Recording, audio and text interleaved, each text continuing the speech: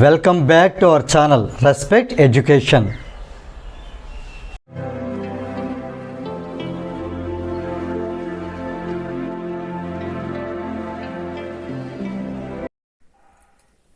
ఈ వీడియోలో మనం ఎక్సర్సైజ్ 8Cలో క్వశ్చన్ నెంబర్ 14 ఎలా సాల్వ్ చేయాలో నేర్చుకోబోతున్నాం.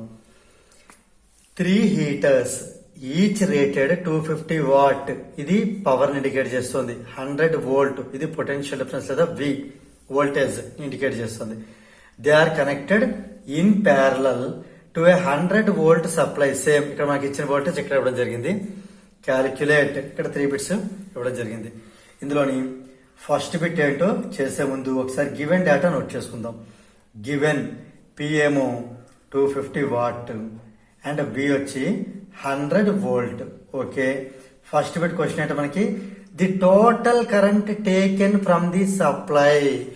మొత్తం ఎంత కరెంట్ తీసుకుంటాయి ఈ 3 హీటర్స్ కూడా. ఇప్పుడు 1 హీటర్ కి అయితే మనకి ఫార్ములా తెలుసు కదా, విఐపి ఫార్ములా. సో మనకు తెలిసిన ఫార్ములా ఏంటి, విఐపి అంటే V into I is equal to P. దీన్ని బట్టి మనకి వి వాల్యూ కావాలంటే 100 నోట్ చేద్దాం. ఐ మనం ఫైండ్ అవుట్ చేయాలి. పి అంటే 250 వాట్. ఇది మనకి అబ్జర్వ్ చేయండి, ఒక హీటర్ తీసుకునేటటువంటి సప్లై మాత్రం వస్తుంది. మనం ఫైండ్ అవుట్ చేసేది టోటల్ కరెంట్ కాదు, ఓన్లీ కరెంట్ ఫైండ్ అవుట్ చేస్తాను ఇక్కడ 1 హీటర్ కి. ఓకేనా, అంటే దీన్ని బట్టి ఐ ఎంత అవుతుంది, 250 డివైడెడ్ బై 100 అంటే 0 క్యాన్సిల్. 25/10 అంటే 2.5 ampere. This is for 1 heater. ఒక్క హీటర్ తీసుకునేటటువంటి కరెంట్ ఇది. మనకు కావాల్సిన టోటల్ కరెంట్ అంటే టోటల్ 3 హీటర్స్ కి ఫైండ్ అవుట్ చేయాలి. Therefore the total current taken from the supply by the 3 heaters ఎంత అంటే 2.5 ఆంపియర్ అనేది ఒక హీటర్ కాబట్టి 3 హీటర్స్ కి ఇంటూ 3 చేయడమే. 3 ఇంటూ 2.5 7.5 ఆంపియర్. ఇంత కరెంటు డ్రా చేయబడుతుంది. ఇప్పుడు సెకండ్ బిట్ చూద్దాం. The resistance of each heater అంటే ఒక హీటర్ రెసిస్టెన్స్. ఒక్క హీటర్ యొక్క రెసిస్టెన్స్ మనం ఫైండ్ అవుట్ చేయాలి. మనకి ఓమ్స్ లా ఉంటుంది కదా, వి ఈక్వల్ టు ఐఆర్. రైట్, ఓకేనా. ఇక్కడ మనం తీసుకునే voltage 100 volts is equal to, మరి కరెంట్ ఏం తీసుకోవాలి, 7.5 ఆంపియర్ తీసుకోవాలా 2.5 ఆంపియర్ తీసుకోవాలా? రైట్, 2.5 ఆంపియర్ తీసుకోవాలి. ఎందుకంటే మనం ఒక హీటర్ కే ఫైండ్ అవుట్ చేస్తాం కాబట్టి 2.5 ఆంపియర్ ఇంటూ ఆర్. అంటే మనకి ఆర్ కావాలంటే ఈ 2.5 వెళ్తే డివిజన్ చేస్తుంది. 100/2.5.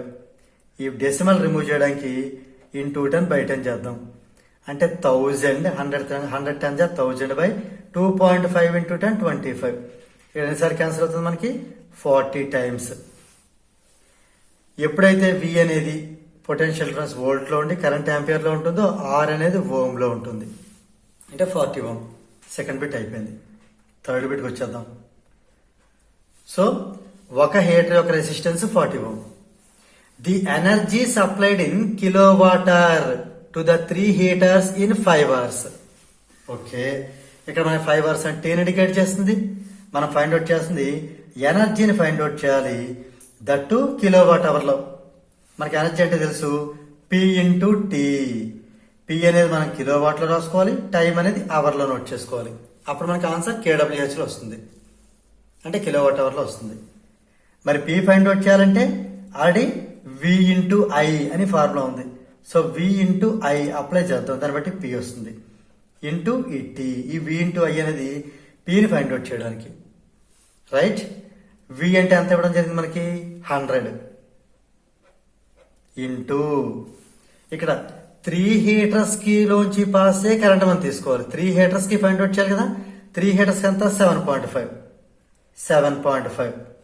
ఇంకోటి ఇది వోల్ట్, ఇది ఆంపియర్. ఈ రెండు చేస్తే మనకు వచ్చేది వాట్, కానీ మనకు కావాలి కిలో వాట్. అందుకే 1000 వేద్దాం. క్లియరా?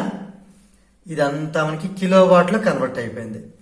ఇంటూ టైం అంటే మనకి 5 అవర్స్. ఇక్కడ మనకి ఈ 100 అనేది 1000 ని 10 టైమ్స్ క్యాన్సిల్ చేస్తే, ఈ 5 అనేది 10 ని 2 టైమ్స్ క్యాన్సిల్ చేస్తుంది. అంటే 7.5/2 ఇంటూ 10/10 చేసేద్దాం. 75/20 75/20 రైట్. ఇప్పుడు మనం 5 టేబుల్ తో డివిజన్ చేస్తే ఇది 5 15 జార్ అండ్ 5 4 జార్ 15/4 అంటే 4 3 జార్ 12. ఇంకా 3 అనేది రిమైండర్ పాయింట్ పెడితే 30 అవుతుంది. 4 7 జార్ 28 ఇంకా 2 రిమైండర్ ఈ పాయింట్ వల్ల 0 20 అవుతుంది. సో 4 5 జార్ 20 3.75. ఇక్కడ అబ్జర్వ్ చేయండి, ఇది ఆడి కిలో వాట్ లో ఉంది, ఇది అవర్ లో ఉంది. ఇది కిలో వాట్ లో అవర్ లో, కాబట్టి ఇది కిలో వాట్ అవర్.